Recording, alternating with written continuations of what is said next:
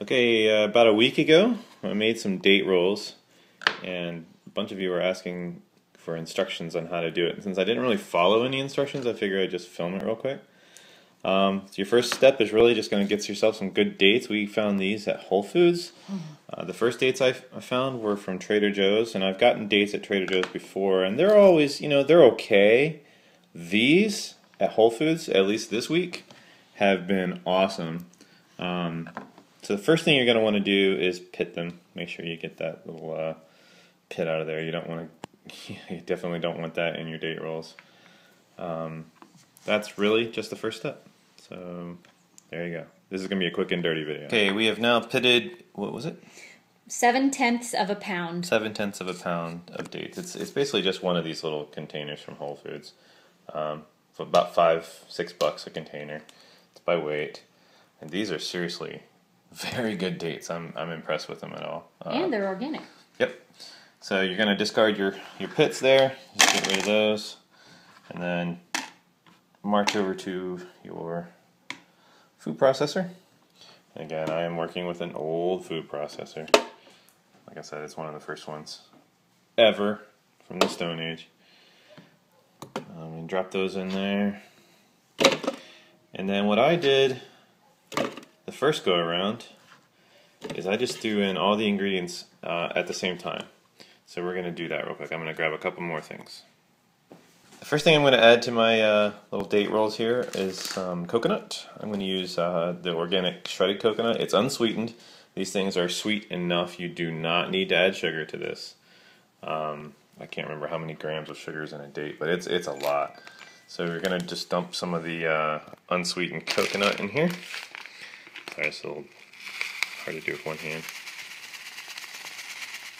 We're going to be rolling them in coconut too when they come out, just so you can actually handle them. So it doesn't take a whole lot, but we're going to drop that in there first. What we're going to add are some raisins, and I just picked up some the jumbo black raisins, seedless from Trader Joe's. These work really, really well. So those are going to go in with the dates and the coconut. And like I said, I'm not really measuring anything. I just kind of did this. No, that's why when people were asking for the recipe, I'm like, I really kind of don't have a recipe. I just threw everything in a food processor and went from there. So now we have dates, coconut, and raisins. The next thing we're going to add are a few cherries, some dried cherries. Again, these are from Trader Joe's as well. They're the best. Yeah, they're super good. These are the no sugar added dried cherries. You can get yourself a liberal handful of them and dump those in there. It just adds a little tartness to the date rolls, which I like. And the last thing we're going to add to this particular batch, we're going to do a few apricots, dried apricots. Not a whole lot, maybe half a dozen.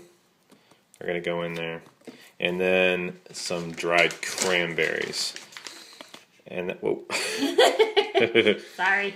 Dun dun dun. Some cranberries. Are those unsweetened? Or are they sweetened? They're sweetened. Those are sweetened. It's kind of cranberries hard. by default are pretty tart. So you'd be hard pressed to find some unsweetened ones. And that is really it. That is kind of the mixture that I did up the first time, and they turned out really, really good. So once you've got all that in your food processor, the next thing to do is literally process it. So I'm going to pause the video for a second and we'll start that up. So we're going to pulse the processor for a couple seconds and try to get everything up and running.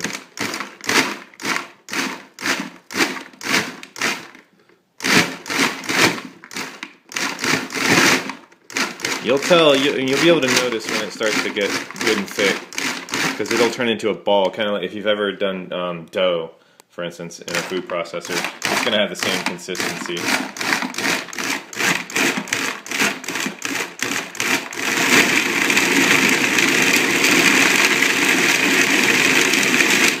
Now I'm just going to flip that on.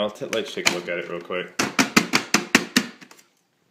This is what we're getting to. Kind of looks like a fruitcake, to be honest.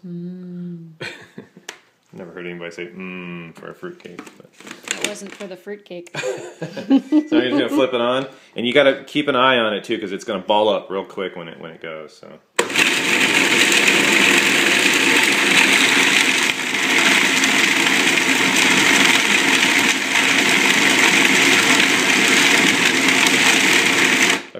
you can start to see it now. It's balling up, so you definitely want to keep your eye on it at this point.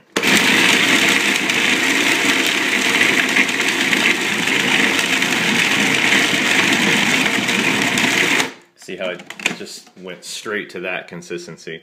I'm gonna pulse it up a few more times, and then that's it. That's all you gotta do. So I'm gonna take a couple more times.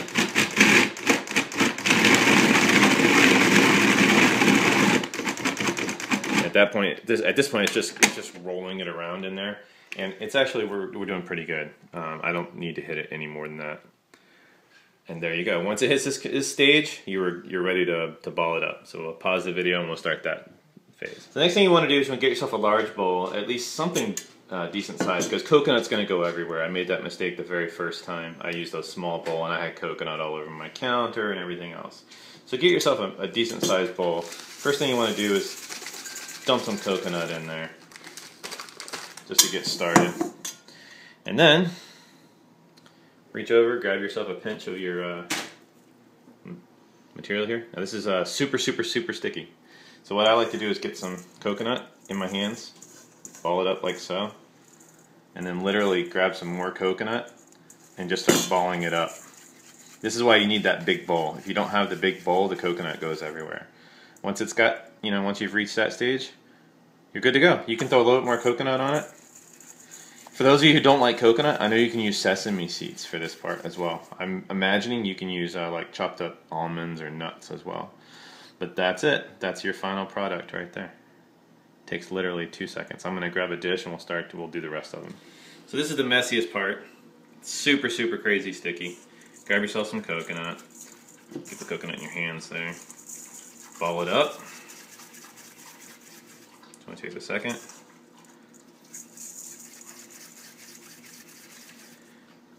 And that's really it. I like to make sure that there's a decent amount of coconut. And again, this is the unsweetened coconut because these things are so sweet. You don't need to use the sweetened coconut. If you do use a sweetened, I mean, there's no problem with that. It's just you're just adding a whole lot of unnecessary sugar to these things, in my opinion. And there's our final product. How many did that make? 5, 10, 15, about 20? 20. Mm-hmm. Very easy. I think from start to finish it took us maybe less minutes? Yeah, I mean, if that. That's including stopping to film and all that fun stuff. If you're not filming, it's more like 10. Yeah, so we're going to let Mary try one real quick. We haven't actually tried one. And let's see what you think. Ready? That's good. Like it? Mm-hmm. Can you taste the apricot this time? Mm-hmm. Apricot, just apricot. A little bit. Mm-hmm. Yeah. Did the cherries and stuff come through though? Like a little bit tart. It's all a little bit, yeah. Like nice. You get a little bit of everything. This will be really good once they harden up a little bit too. Cool. Mm-hmm. Yep, and we toss them in the fridge. I'm not sure you actually have to because there's so much sugar in there. But we toss them in the fridge. They firm up a little bit, and they make perfect little snacks. Nice little sugar rush, especially like after a workout or something. I'm going to do a round here in just a second of a little bit more enhanced version of these. But that's your basic date roll, at least my version of a basic date roll. Thank you for your help. Okay, Mary and I just finished making our first batch of date rolls. We are going to jump straight into a second batch here. That's why the food processor looks like that, just literally because we just finished making the first batch. It's starting out exactly the same way. We've got our dates, we went ahead and pitted them. We're adding our giant jumbo raisins. We're going to throw in some more apricots. Is it apricot or apricot? There's a debate. Those orange things. And that's that with the cranberries and cherries will get us started. But after we get all that in there, we're gonna spice it up a little bit. We're gonna mix things up a bit. So we'll stop the video for a minute, and then we'll get going again when we start adding all the new stuff. So we have all of our ingredients, just like we did in the first batch, but now we're going to start mixing things up a little bit. And the first thing we're going to do is we're going to add some cocoa, because I want these to be kind of a little chocolatey. So let's go ahead and get that special dark in there. I'd say about 2 decent little spoonfuls of it.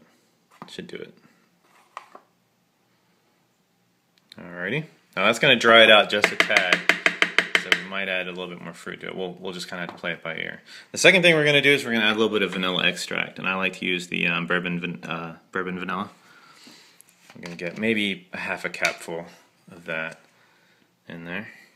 Yeah, I'm making this up as we go, so hopefully it comes out pretty good. And I think that's about all we got. About a half cup. Yep. Oh, that's fine. All right. Then we're going to throw in about a handful of slivered almonds here. Just want a little bit of protein and a little bit more crunch with the date rolls. Yeah, a good handful. So basically like a quarter cup, maybe half a cup. Next thing we're going to do is we're going to hit it with some general spices. So the first thing we're going to do is hit it with a dash of cinnamon. Go ahead and hit that. Nice. I like a little bit of ground clove. You got to be careful with ground clove though. A little too much and your mouth's going to go numb. So watch out for that. I'd say a good like 2 or 3 dashes worth. You know, if you look at that, that's like a quarter of a teaspoon maybe, if that. But that goes a long, long way. The next thing we're going to do is hit it up with some ground ginger. And you could use fresh ginger in this if you'd like. Ginger candies even, if you have some of the like gingins and whatnot. But we're going to hit it up with a little bit of ginger as well. And then you get texts right in the middle of everything. That's good on that. And that is what we're going to do for the second round. So again, it's exactly the same thing we did before, except we're just kind of mixing it up just a bit. Alright, we've started our mix of the spicier date rolls this time. Again, it's a little bit drier mix because we added all that cocoa. So it's drying things out just a tad, and we do have the coconut in there as well, which is going to affect the consistency.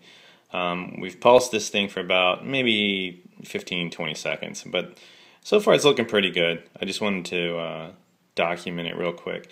And if it turns out that the consistency, the puree or whatever you want to call this, is a little too dry, we will add a little bit more fruit to it, which will soften it up quite a bit.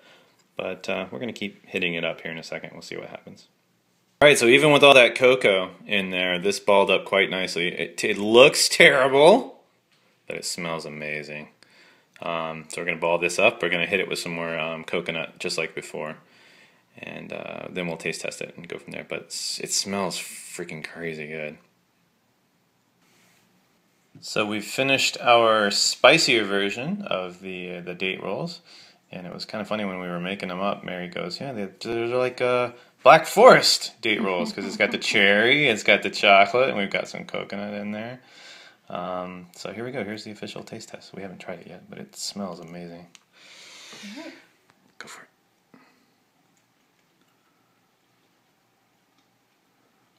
Is it good? Mm-hmm. Yeah? Does the chocolate come through? Mm-hmm. Does it? Mm-hmm. Can you taste any of the other spices, like the clove and the ginger, cinnamon? Maybe a little bit. A little bit? Mm-hmm. Okay. Oh, the cinnamon came at the back end. Did it? Okay, so it hits your throat a little bit. But the chocolate really comes through, like Nice. the cocoa does. So. Right. So that's yummy. Nice. So if you watch the video, you might want to add a little bit more spice to what we just did. And one thing I was thinking about too, we added powdered ginger. You can add some fresh ginger to these date rolls. I bet you that would be really, really good. Might be a little bit more potent. And one thing we were just discussing while we were cleaning up was you could throw some cayenne in here, and maybe some red pepper flakes and things like that. And oh my gosh, that would be heat and sweet and cocoa and date, and oh man, that would be really, really good. And again, for those of you who don't like the coconut, you can always you can roll these in like sesame seeds. You could roll them in almonds, nuts. You could do whatever you want to. You got to roll them in something because they're so sticky. There's no way you could handle them, much less store them.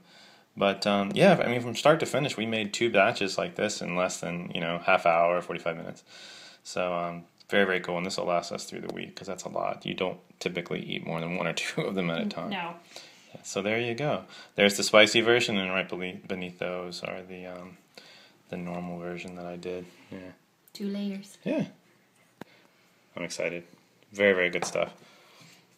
So there you go. Go forth and make date rolls. Have fun. Good luck.